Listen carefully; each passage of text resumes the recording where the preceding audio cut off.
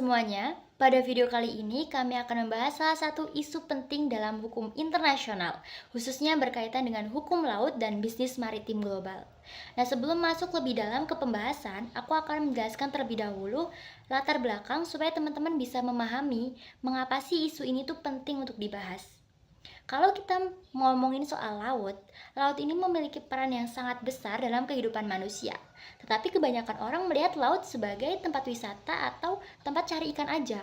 Padahal lebih dari itu, karena laut sebagai jalur perdagangan internasional dan juga sumber ekonomi bagi jutaan bahkan miliaran orang.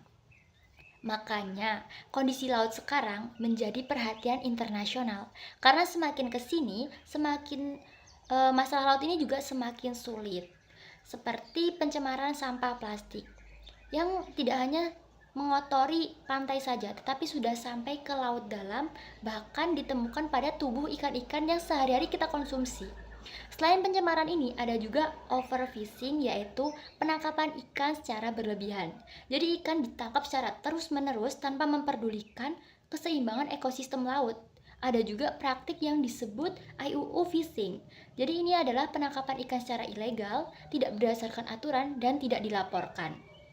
Inilah yang menjadi masalah bagi banyak negara, termasuk Indonesia. Indonesia sendiri juga sering menghadapi kasus di mana kapal asing itu masuk dan menangkap ikan secara ilegal di perairan wilayah kita. Dampaknya tidak hanya ke keuangan negara saja, tetapi berdampak juga pada nelayan-nelayan lokal yang berujung mereka kehilangan sumber penghasilannya. Dari sini kita bisa memahami kalau permasalahan laut itu tidak bisa diselesaikan oleh satu negara saja. Karena seperti laut yang terhubung antar negara, maka penyelesaiannya juga harus dilakukan berdasarkan kerjasama internasional.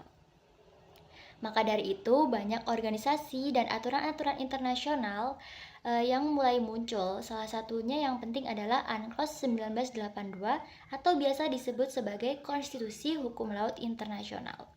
Bahkan diduga UNCLOS ini masih belum cukup untuk mengatur laut. Jadi banyak organisasi seperti FAO dan IMO turut berperan mengatur aturan-aturan untuk permasalahan laut tersebut.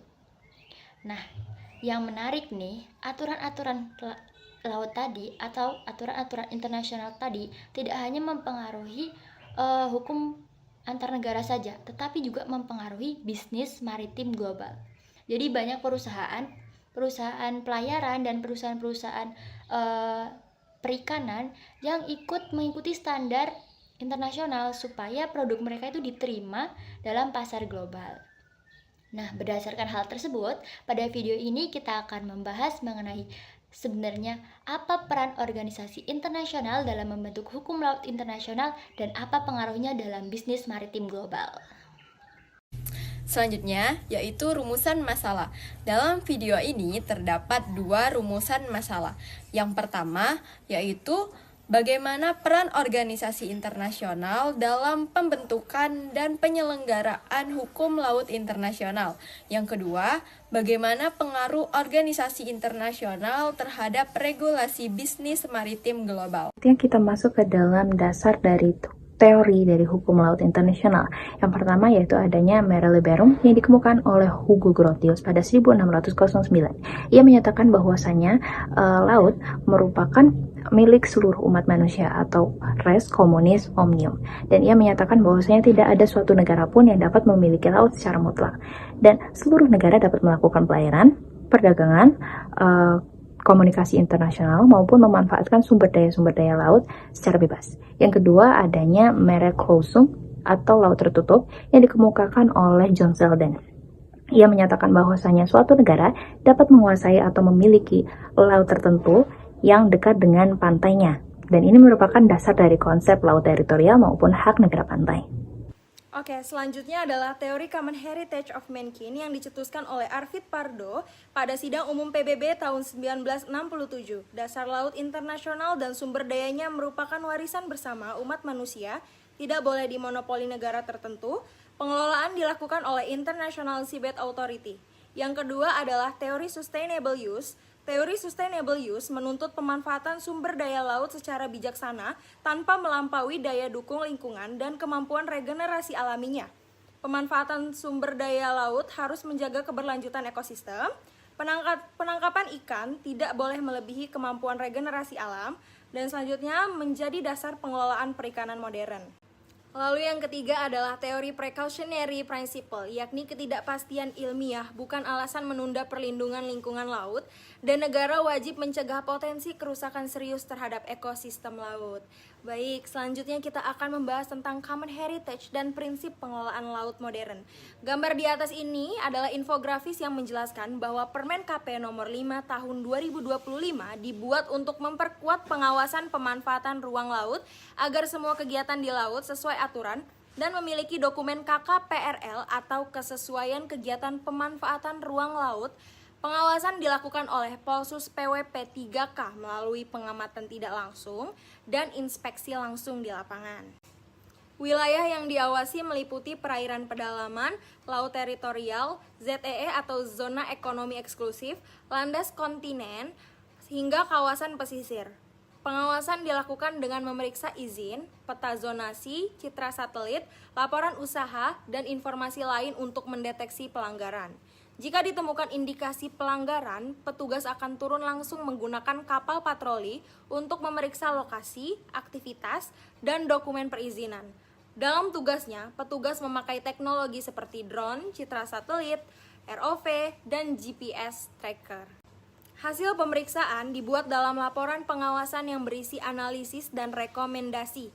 Jika ada pelanggaran, tindak lanjutnya bisa berupa pembinaan, sanksi administratif, audit tata ruang laut, atau proses hukum bersama PPNS atau penyidik pegawai negeri sipil bila ada unsur pidana.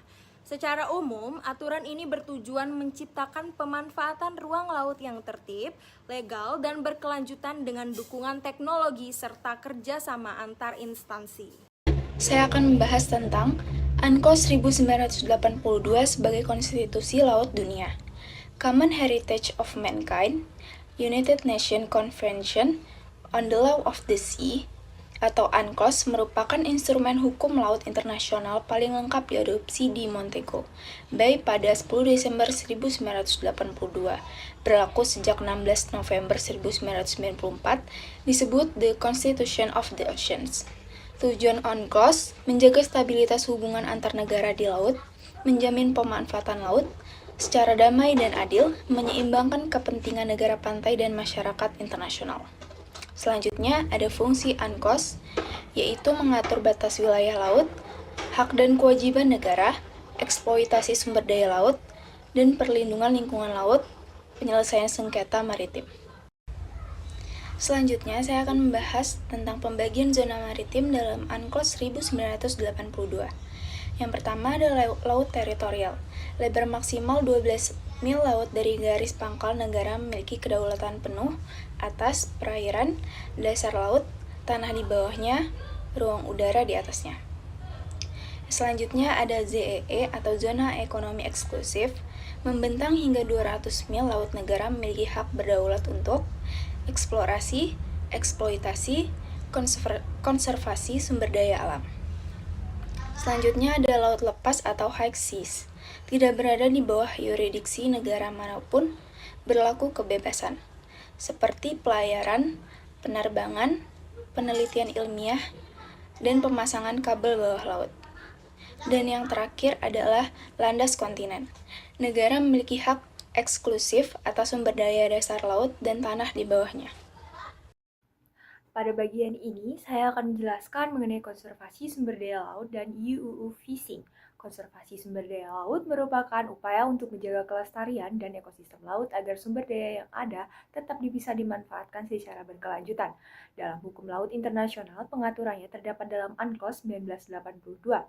Pada pasal 61 UNCLOS dijelaskan bahwa setiap negara memiliki hak untuk menentukan jumlah tangkapan ikan yang diperbolehkan atau allowable catch, supaya tidak terjadi eksploitasi yang berlebihan.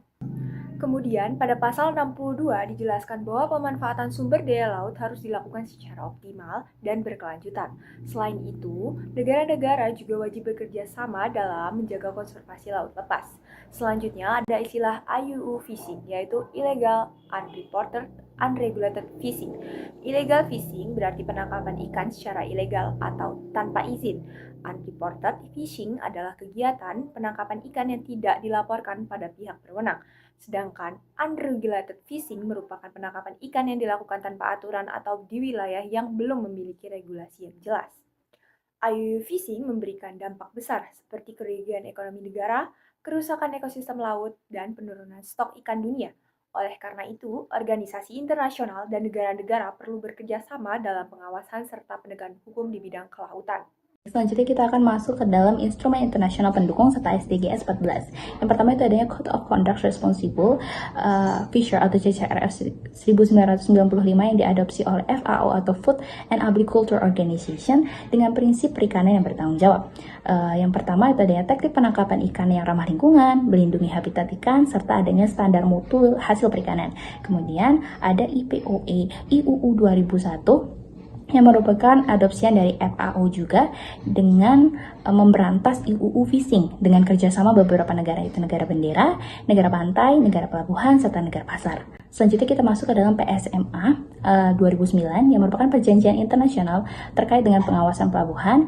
Kemudian negara-negara dapat menolak suatu kapal yang terlibat dengan IUU fishing. Adapun Bali strategi yang memperkuat tentang implementasi dari global SMA ini. Selanjutnya kita masuk ke dalam SDGs 14 yang fokus pada konservasi dan pemanfaatan laut yang berkelanjutan dengan target yang pertama, yaitu menghentikan adanya overfishing, yang kedua adanya memberantas IUU fishing, serta yang ketiga adanya melindungi ekosistem laut. Selanjutnya, saya akan menjelaskan mengenai peran organisasi internasional terhadap hukum laut internasional, pencemaran laut dunia seperti pencemaran plastik, penangkapan ikan yang berlebihan, dan IUU fishing membuat negara itu harus melakukan kerjasama melalui organisasi internasional. PBB melalui UNCLOS menjadi dasar hukum laut internasional yang mengatur pembatasan wilayah, pengelolaan lingkungan, serta perlindungan lingkungan, dan penyelesaian sengketa. Selain itu, ada FAO yang berperan dalam pengelolaan perikanan berkelanjutan. Selanjutnya, itu ada IMO. Kalau IMO ini mengatur keselamatan pelayaran dan pencegahan pencemaran lingkungan. Dengan adanya organisasi internasional, pengelolaan laut dunia menjadi lebih teratur, aman, dan berkelanjutan. Di slide ini, saya akan menjelaskan tentang pengaruh organisasi internasional terhadap regulasi bisnis maritim global. Jadi, organisasi internasional punya peran yang cukup besar dalam membuat aturan dan standar yang dipakai di bidang maritim internasional. Aturan ini supaya aktivitas di laut seperti pelayaran, perdagangan, dan perikanan bisa berjalan lebih tertib dan aman. Contohnya, United Nations melalui UNCLOS yang memberikan kepastian hukum mengenai wilayah laut dan pemanfaatan sumber daya laut. Jadi, negara-negara mempunyai pedoman yang jelas terkait hak dan kewajiban di laut. Selain itu, ada FAO atau Food and Agriculture Organization yang membuat aturan untuk membantu mencegah IUU fishing atau penangkapan ikan ilegal. Kemudian ada juga IMO atau International Maritime Organization yang menetapkan standar keselamatan pelayaran serta perlindungan lingkungan laut. Jadi, bukan cuma fokus pada perdagangan, tetapi juga keselamatan kapal dan menjaga lingkungan laut agar tidak rusak. Dengan adanya regulasi internasional ini, negara dan perusahaan maritim didorong untuk menjalankan bisnis yang lebih aman, teratur, transparan, dan juga berkelanjutan. Selanjutnya terdapat tabel data analisis yang memuat fakta atau data empiris, teori atau aturan yang relevan, analisis, dan kesimpulan. Pertama, ada fakta atau data empiris. Food and Agriculture Organization atau FAO mencatat kondisi krisis perikanan global sebanyak 17% sumber daya laut dieksploitasi secara berlebihan, 52% dieksploitasi secara penuh, 7% terdepresi, dan 1% dalam pemulihan. overfishing, IUU fishing, dan degradasi ekosistem terus meningkat di tengah berkembangnya industri maritim global. Lalu, teori atau aturan yang relevan terdapat UNCLOS mengatur prinsip sustainable use dan precautionary principle serta kerjasama antar negara atau cooperation among states. Kekosongan teknis pada UNCLOS diisi oleh FIO melalui Code of Conduct for Responsible Fisheries atau CCRF beserta instrumen turunannya. Selanjutnya, analisis, yaitu UNCLOS membutuhkan standar teknis internasional yang seragam. Organisasi internasional seperti FIO hadir untuk mengisi kekosongan tersebut dengan menyusun pedoman operasional yang menyatukan praktik negara dan mencegah ketimpangan regulasi serta ketidakpastian hukum. Dan terakhir ada kesimpulan. FIO berperan penting sebagai pengarah kebijakan melalui pedoman berkelanjutan. Standar teknis FIO menjadi rujukan pertama dan utama dalam membentuk tata kelola maritim internasional dan mengurangi ketimpangan regulasi antar negara. Oke, selanjutnya tabel analisis fakta data atau empiris. Sejak awal 1995, FAO mengidentifikasi masalah eksploitasi berlebihan dan lemahnya standar perikanan global. Diskusi COFL 1991, Konferensi Cancun 1992, dan CCRF resmi diadopsi 31 Oktober 1995 sebagai pedoman perikanan berkelanjutan. Selanjutnya, teori aturan relevan. CCRF 1995 menegaskan prinsip perikanan bertanggung jawab, pemanfaatan lestari, teknik penangkapan ramah ekosistem, serta standar mutu dan sanitasi dalam produksi dan distribusi hasil perikanan. Analisisnya, FAO tidak sekedar fasilitator, melainkan pembentukan struktur normatif yang mempengaruhi interpretasi dan implementasi hukum internasional.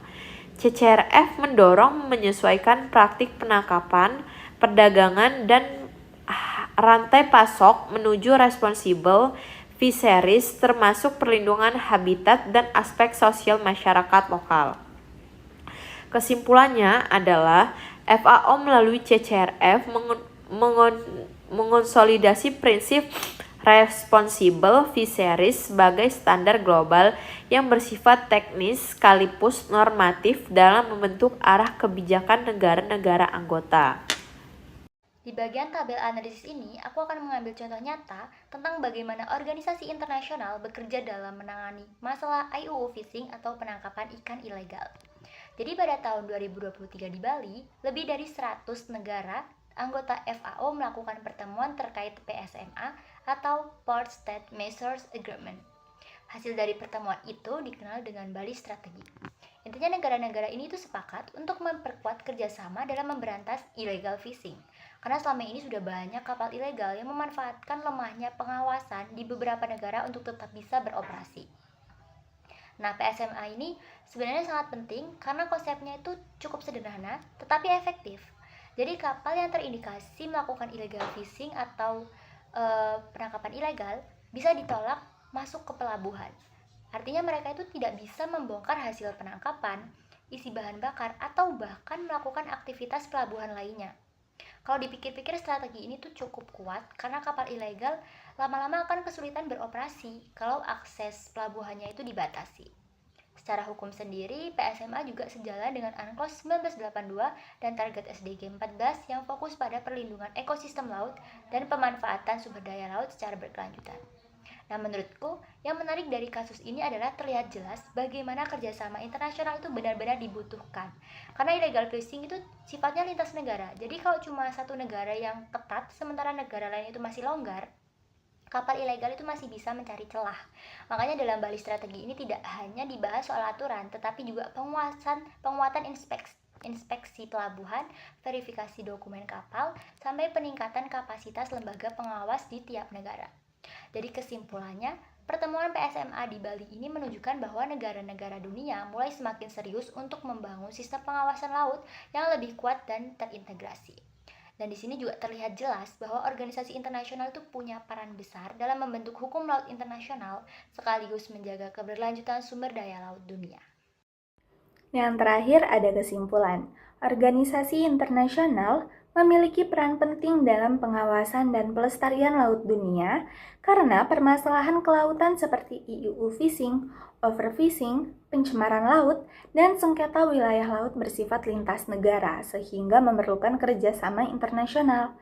Melalui UNCLOS 1982, PBB membentuk dasar hukum laut internasional yang kemudian didukung oleh organisasi seperti FAO, IMO, dan RFMOS dalam pengelolaan perikanan, keselamatan, pelayaran, serta perlindungan lingkungan laut. Selain itu, organisasi internasional juga memengaruhi regulasi bisnis maritim global dengan mendorong negara dan perusahaan untuk mematuhi standar keselamatan, legalitas, dan keberlanjutan sehingga tercipta tata kelola laut yang lebih tertib, aman, dan berkelanjutan.